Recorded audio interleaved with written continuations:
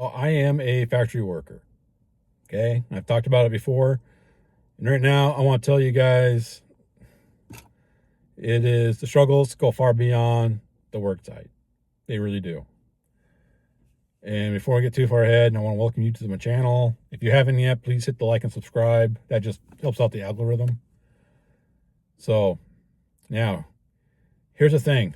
Okay, this is going to be in two parts. The first part, I'm going to kind of cover financial, physical health, and education for blue-collar working class individuals. And the second part two, is going to be more on family life, spiritual life, and future outlook, okay, of what everybody faces. So let's get into it. Paycheck may come in every week or bi-weekly or monthly, whatever, depends on who you work for. But at the end of the day, there's just never any peace of mind. Okay. You're always worried about where's the next paycheck going to come from if something happens to me. How's my wife and kids are going to survive if something happens to me? Okay. These are things we all really face, and we face them hard. Now, really quick, I'm going to fly through this. Okay. Because my whole plan is to cover all these topics in future videos. So number one, we're going to talk about, in this area, we're going to talk about the finances, okay? The financial situation of blue-collar and working-class individuals. Now, there are a lot of people out there, you see them, they're blue-collar workers, they're working class, and they were able to start their own business, so they're doing very financially well. Not everybody is that fortunate. Not everybody hits the upper part of middle class to basically the wealthy part of things, okay? Everybody that I know makes well under $100,000 a year, okay? And I'm talking anywhere from between $50,000 up to maybe $90,000, depending on what you do, what your qualifications are, and how long you've been at that company, okay? And also depends on the company, okay? 90,000, that's an awful lot for a factory worker or blue-collar individual, okay? So let's just go into it really quick. Wages are not keeping up with inflation.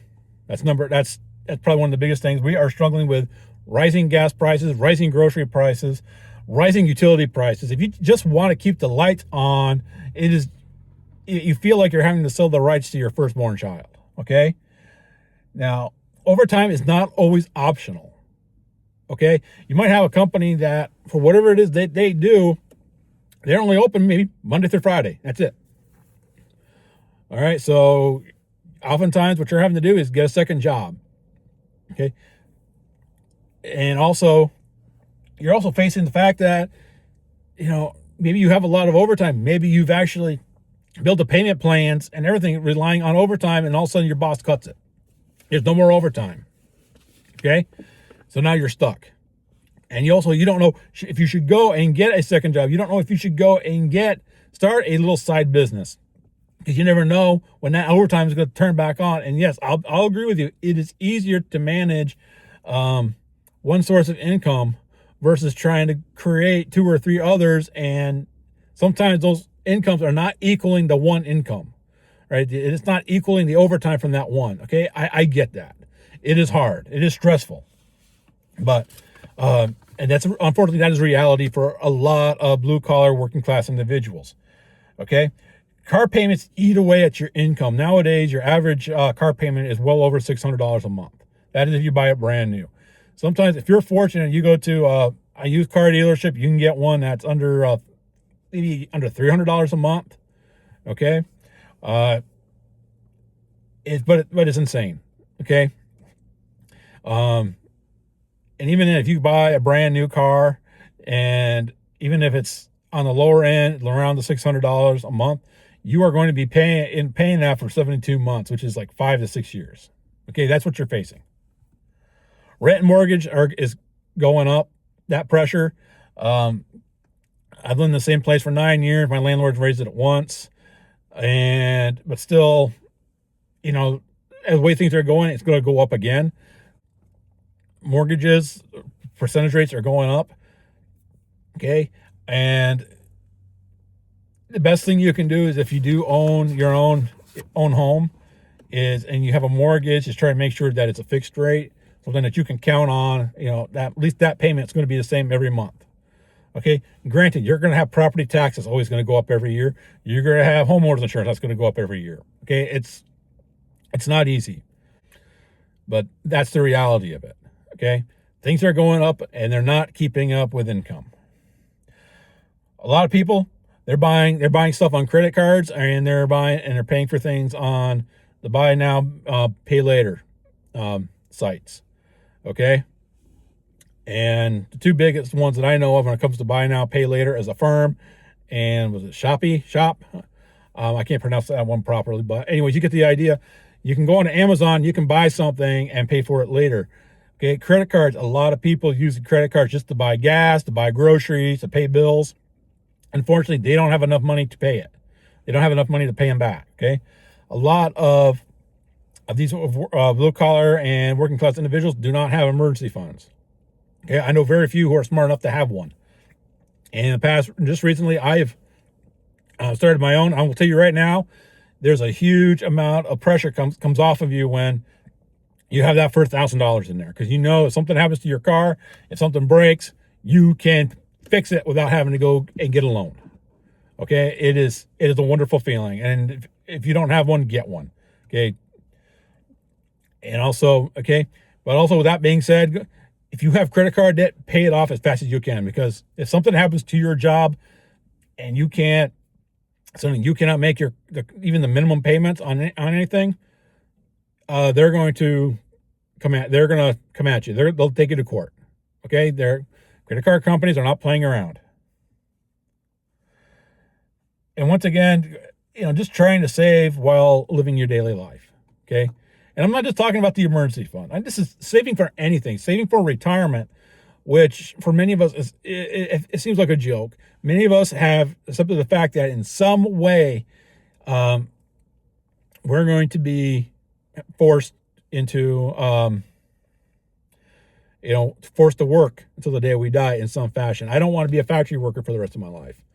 Okay, but in 10 years I'm forced to retire because of arthritis or because of back pain, because of knee problems, I want to be able to jump into something else that is not going to tear me up and maybe at least give me a few more years of life.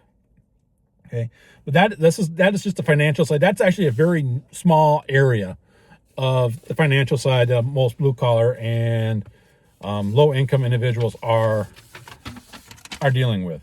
Okay, the next section that I want to talk about, the next part, is educational and skills. And as I was just closing off on that, I was talking about being able to do something after retirement that is not a factory, that is not blue collar, something that I can continue doing to kind of help me earn an income even when my body says you're in trouble. Okay, and here's the big thing, that I'm not just talking about age, but also for a lot of people who are working class and blue collar, it's the time to go and learn stuff. It's hard. All right. It feels like it's impossible because like for me, I work a second shift. I know a lot of people who work third shift. I know a lot of people between all three shifts, first, second, and third, they have families that need their time. That's actually, I know a lot of people who are trying to get off a second shift. Even though the second and third shift in most companies that I've ever worked for, there is a pay difference. There's a pay increase. They don't want the pay increase. They want to be home with their family at night. Okay. And so you're faced with sacrificing time with your family to go learn a new skill. And in order to make more income, you're also facing, maybe having to cut income down just so you can go learn a new skill. I feel like it's a never ending cycle of decisions. Okay. And nobody ever knows really what is best. And further education is very hard to do once you have a family. Once you are in the middle of having to make sure that you're able to buy diapers and formula and food, school supplies, kids outgrow clothes like crazy. It is very hard to get yourself into a situation where you can afford to go back and learn skills or upgrade your skills. Okay.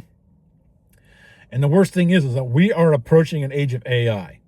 Okay, I'm going to be very honest with you. Like where I work, there are computer operated machines. There are robots. And granted, there's people there who, you got to make sure the material's there and they put in the programs, but that's a completely different set of skills that people have to learn in order to operate these things. If I wanted to become, learn to operate these robotic machines that we have, I would have to go on and learn, go to school for it. I would have to learn it. And that is just stark reality that a lot of blue collar working class individuals don't have the time to go and learn these skills. And at the same time, these are the very machines, the very thing that they should be learning how to run and operate this very thing is replacing them. Okay.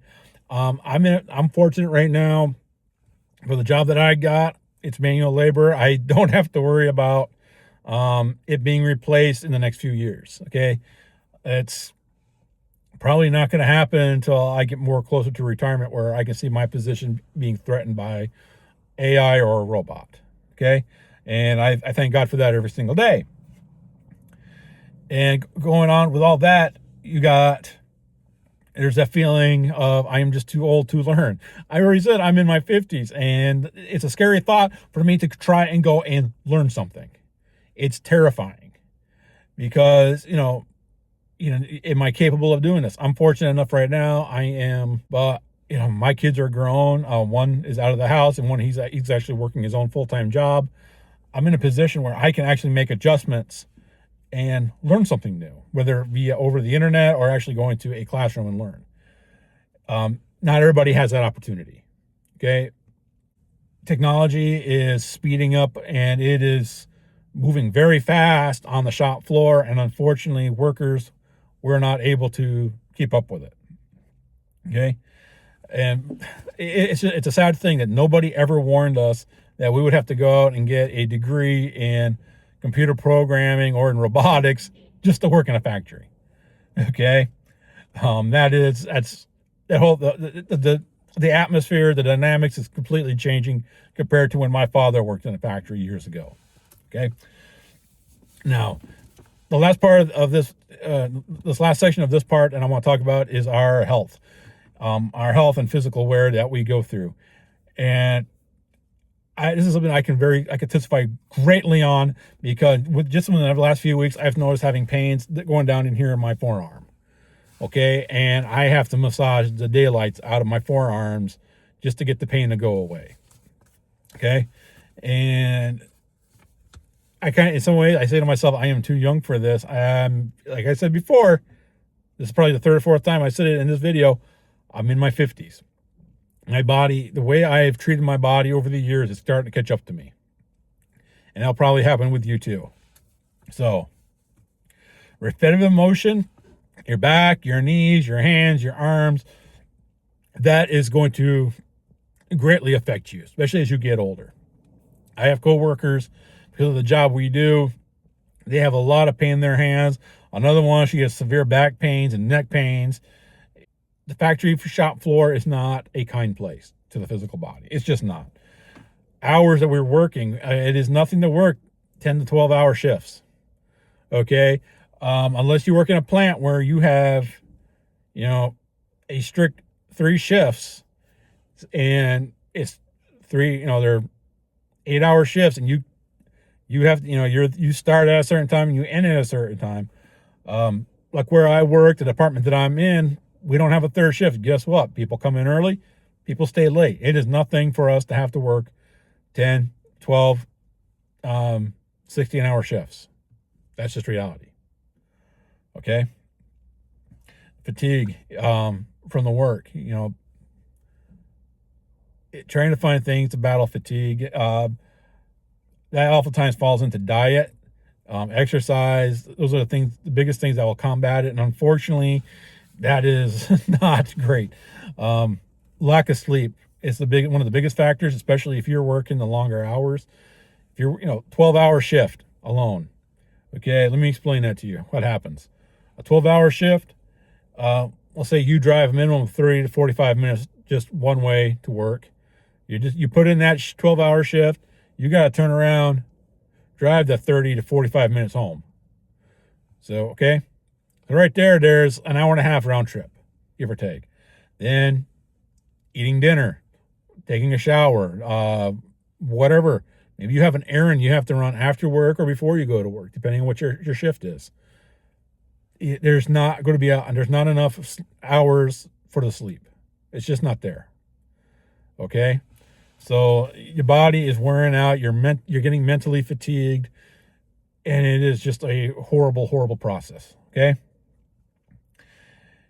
And then there's our diet. Have you guys ever really watched videos of people who work, these blue collar trade jobs? Have you ever just watched what they were eating? Not good. It's not good. There might be a food truck. They're eating off the food truck. In their lunch bag, it's energy drinks. I mean, I'm talking Monster soda, this Celsius stuff. There's a few other brands out there. Those are the two biggest ones I know. That stuff is not good for you. It's not. But this is what everybody runs on. It's how they keep themselves, going. They're drinking coffee, eating Twinkies, sugary snacks, whatever, junk food. Just, that is what they're eating. Because oftentimes it goes right back to the financial part. That's probably what they can afford. They can't afford to cook and buy a whole bunch of fresh food and cook it every day. They just can't. So, and plus, once again, the hours. So they're grabbing what they can that's cheap and affordable and easy to cook and grab and cook. I'm sorry, I got a little tongue-tied there. That is reality. Okay? And also then there's the stress eating. It's like, I know I'm not supposed to eat it, but the way things have been going this week, I'm going to eat it anyways. I like pie and coffee. All right?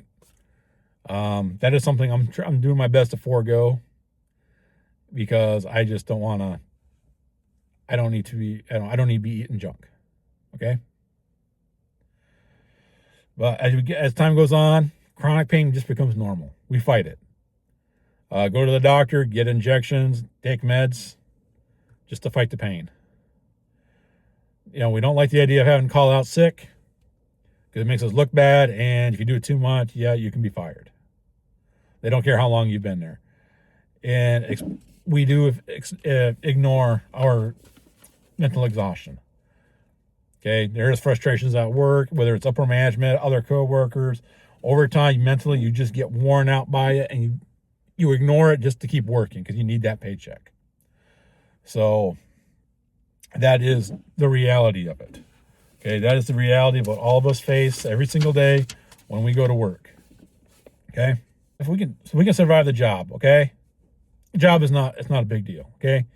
Yeah. I just give you a horror stories about the job, the pay, what we go through physically and mentally. Okay. Yes, I did. Okay. And then the education. Okay. I just told you all that, but really at the end of the day, we can survive the job, but it's what goes on outside the job that's what's going to get us. Okay. And that's the truth of it. Now, in part 2, I'm going to touch up on what happens after we leave work and how it affects our family, our faith, and our view of the future. Okay? So, once again, hit the like and subscribe, and I will see you in part 2. God bless.